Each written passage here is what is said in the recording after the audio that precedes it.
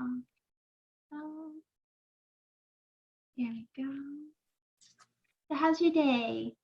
It's pretty good so far. It's a bit earlier here than it is where you are, I think, but yeah, good. That's great. How's your day? Really good. It's been going great so far. Everything's going really well at the Comic Con, so that's nice. Great. Yeah, I'm really happy that this is all happening. Yeah, me too. It's really exciting. I'm so glad you're here. Yeah, and I'm hoping that there's some other people out there as well. I mean, they could all be doing something much more exciting, like, I don't know, watching reruns of Dr. Pimple Popper, or but, but instead they're here, I hope. Yes. So we're gonna have this open for people to come in. It might take a while for people to show up.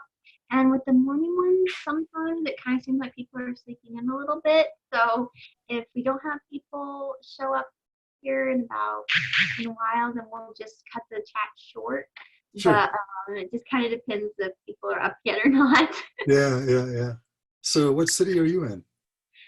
Near South Dakota, so kind of on the border right between those two states. So Oh, okay. That's a kind part of of the world I've never been to. yeah, it's fun. We still have a little bit of snow on the ground. We had a lot of snow. We had about probably 5 inches 2 days ago. Then it mostly melted yesterday. Now we just have a couple white patches. So Wow, wow. And so are you spending your days locked up in your room like you are right now, or is it, what's the situation there? Are things a little looser in South Dakota than they are in other parts of the country, or? it kind of depends. Right now I'm mostly just I got laid off, so I mostly am home right now and going out for walks when I can. But Yeah. I got a new job I start on Monday, so I'm not. Oh, congratulations. Fantastic. Oh, Yeah. thanks.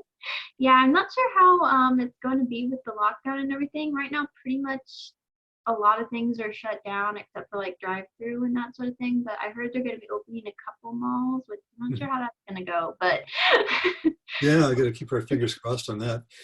So this morning I was kind of thinking about what I could possibly say here, and without repeating myself. And I thought about something that I worked on a few years ago, and it was a TV pilot called AMPED. Amped. Yeah, it never saw the light of day. It didn't get broadcast, but it was kind of interesting in that it was about a virus. So um, oh, yeah, I got a few photographs here. Let me just get them up on my iPad for you. So it was a very cool show to work on. I played a guy who had a horrible genetic mutation as a result of this virus. And the premise of the show is that the police are trying to control the situation because some of these people with these genetic mutations have become rather violent. So this is kind of what I looked like after all was said and done. There's a shot of me. I don't know if you oh can see that. wow, that is so Isn't cool. that cool? Yeah, Oh yeah. my So that's one of the things I wanted to talk about. It was having to do with how many people are behind the scenes in these shows. God. I did 3 days in that show, and as an actor, I got to play with some interesting people. Peter Kent was involved in that. He was the longtime stunt double for Arnold Schwarzenegger. So here's a shot of Peter and I. Peter was also playing a mutant in Oh, cool. yeah. So there we are, and we're in the makeup trailer, and the work that those people do in the trailer is just incredible.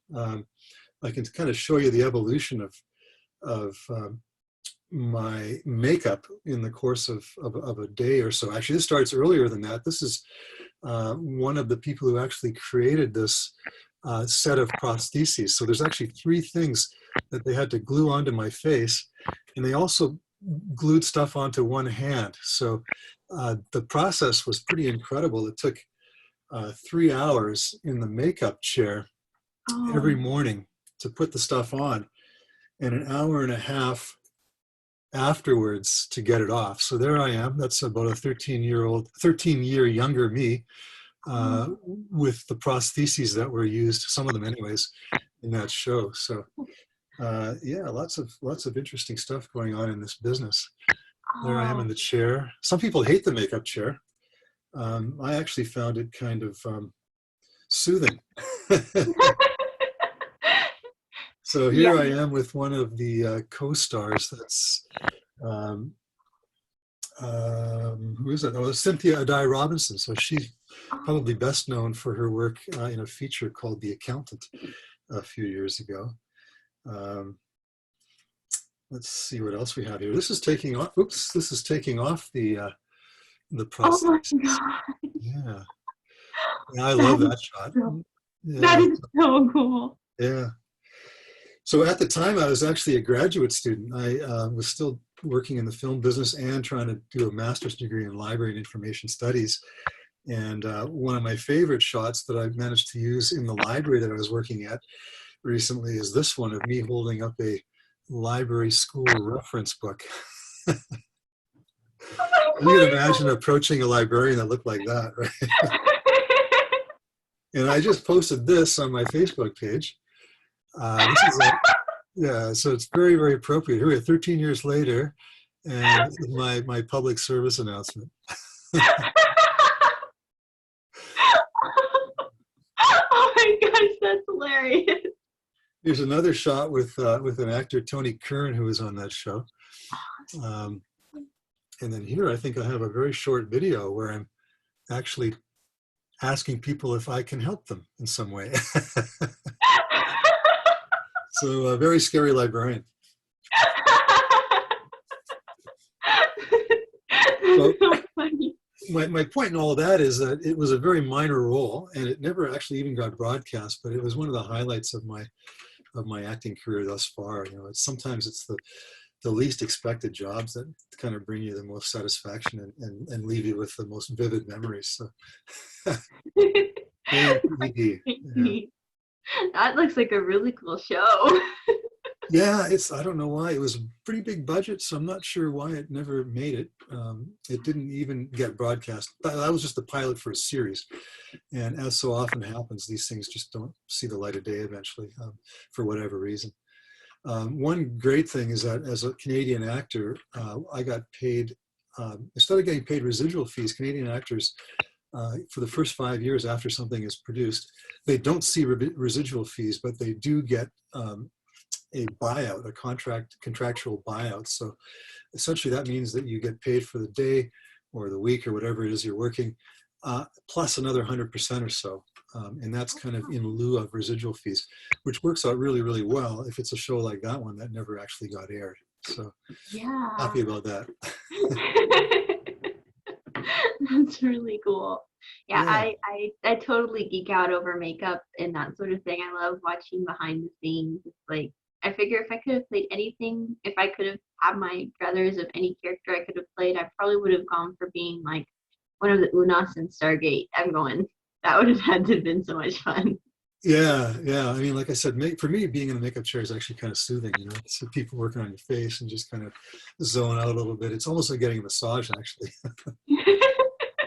So I've had a few other memorable roles. One was as Amanda Tapping's dead husband on her web series called Sanctuary. So that one, I had a massive bloody claw marks across my neck, and I was just simply having to lie there dead. But the funny thing about that, and I've talked about this before in another interview, is that Peter DeLuise was directing that episode, and he looked at me and he said, "Bill, that vein in your forehead is throbbing. You have to stop that because you're supposed to be dead," right? So lots of funny moments in situations like that. That's funny. So how are we doing here? Is there anybody out there? Let me check here. Oh, there isn't. Yeah. Okay. I'm not sure. Maybe it's just too early in the Saturday morning. People are sleeping in. I don't know. Yeah, well, out here on the West Coast, we've got a beautiful blue sky day out here. So, Yeah. and we're We not have. quite as locked down as some other places. We're allowed to go out for walks and runs and things like that. So, Oh, that's cool. and and of course buying groceries and that sort of thing too. Yeah. Yeah, that's nice. Yeah. So far, they haven't locked down any grocery stores, which is good. Yeah. Oh, absolutely. Of course, that would be an easy weight loss routine, right? Just eat once a day or something. Yeah. Or just dive into those pork and beans you've had on the shelf there for the last 10 years. Yeah, I'm sure they're still okay. I mean, hey. Yeah, yeah, yeah. Yeah, it's kind of crazy sometimes. So tell me about your new job. Oh, I got a job working as a checker. I'm the manager of my area, which is really exciting. I'm really glad to be working there. It's Oh, kind of a great. cool place. I got hired as a checker at like it's kind of like a cross between a food bank and a thrift store, and it's kind of Uh-huh. I really like the people I work with. So Oh, that's fantastic. Just working right now for anybody, I think, is great. If you've got a job that you can do now in these times, that's yeah, fantastic. Yeah. The film business has really been whacked. I mean, there are all those people who are below the line, we call them. So they're people who are not famous actors. They're makeup artists, they're costumers, they're all those people who are in many cases working for hourly wages, and they're not working at all right now. So it's a pretty tough time. It's ironic because there's never been more demand for content, yeah, and unfortunately, there's no way to create that content right now. So it's a very, very strange time in that regard. yeah. It's kind of crazy. Yeah. Hence the reruns of Dr. Pimple Popper. Yes, a lot of I just saw reruns. I just saw that show the other day for the first time, and I was horrified. Maybe because of all that teenage acne that I had way back when. I still have PTSD from those days. Yeah, my sister she really likes K dramas. So like I've she just got into K dramas. I kind of introduced her by accident, and she just completely took off with those. So it's kind of nice to have that right now because she got an app that you can watch them, and they're like 45-hour long episode or 4 hour long episodes, and there's 45 of them. So it's Oh like wow! there's entertainment taken care of for the rest of however this Oh lasts. yeah, that'll take a big chunk of your remaining minutes or hours or days or whatever you have left on this earth. Yeah, they're pretty interesting. I really enjoy them because I love manga and anime and that sort of thing. So Oh, okay. Oh, very cool. Yeah, as a librarian, which is what I was doing for the last 12 years at a community college, I'm fascinated by graphic novels and manga and anime. We didn't have a huge collection in our library because we were a college library, but we did start adding some of those things while I was there because I figured they were important. We had a lot of English as a second language learners in our college too. So those graphic novels and those manga are perfect tools for learning a language sort of in context because you got all those graphics, those photographs, or not photographs, but drawings and artistic renderings to help you learn the yeah, language. Yeah. it's really cool. I think it's a really exciting medium, and it's neat to see what people are doing with it. It's kind Yeah, of absolutely. Yeah. yeah.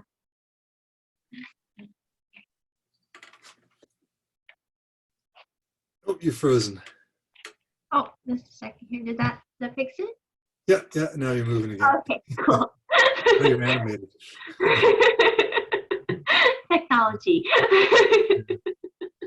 Yeah, so it's been kind of interesting having all of the basically seeing how people are different after this like thing that I think has been most interesting pre and post COVID is like I just moved to a new area, so it was just kind of been interesting to watch people like when I first moved here, it was like when you have to stop and ask people for directions, they just be kind of like, okay, I'll help you, but kind of get out of my face, you know? And it's like Yeah. after the COVID, it's been very interesting because a lot of people are like, what do you need? How can I help? It's just Yeah.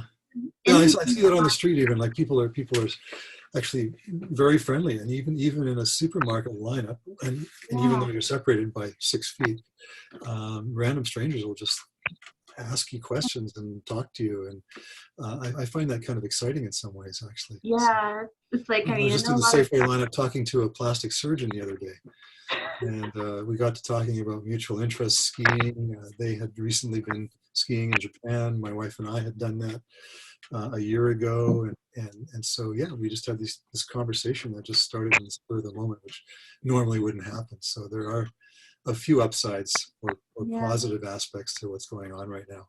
Yeah, I think it's good because it's kind of like I mean I think a lot of times people just kind of forget to connect, and it's like once it's like they realize that they're not technically supposed to, they kind of miss it. And so I kind of Yeah, hope that sticks around after this all blows over, because I think that it brings people closer, and that's good. yeah, yeah, absolutely. It's lamentably that is one of the few upsides or positive aspects. There's so many negatives, but Yeah. yeah. Like the other day, I had one of the most interesting conversations. I was sitting waiting for my bus, and I just bought this vacuum, and I had this guy, and he was like, "Oh, that is the most amazing vacuum in the whole wide world." And I'm like, "Thank you." And he's like, "I bought mine 2 years ago, and it's still going strong." And I'm like, I had like a 30-minute conversation with this guy waiting for the bus, talking about my new Nice, nice. vacuum. Oh, hey, another upside is I can do this interview wearing my pajama bottoms. So Hey, there are definite upsides to this thing. yeah. Actually, I was reading about clothing sales, and tops are one of the things that are really selling, because there are lots of people who are doing this sort of thing. They're doing video conferencing, and you know, they need to look sort of presentable in their business meetings, but all we're seeing is from here up, right? So tops are the important item when it comes to buying fashion. Yes, pajama pants are just the best. I mean, you can't beat pajama pants. Yeah. Well, do you have any other questions for me, or do you think we should wind this down, or what do you think? Um, I'm. I just wondered. Do you want to wind this down? Is this a good point for you, or? Yeah, I think so, because I mean, I did have the opportunity to speak with you in a pre-recorded interview, which I understand is now up on the Collaboration Comic Con website, so people can find out more about my background if they are so interested. So I don't really need to get into that, but I just want to again thank everybody for joining us. I'm assuming some people will watch this after the fact.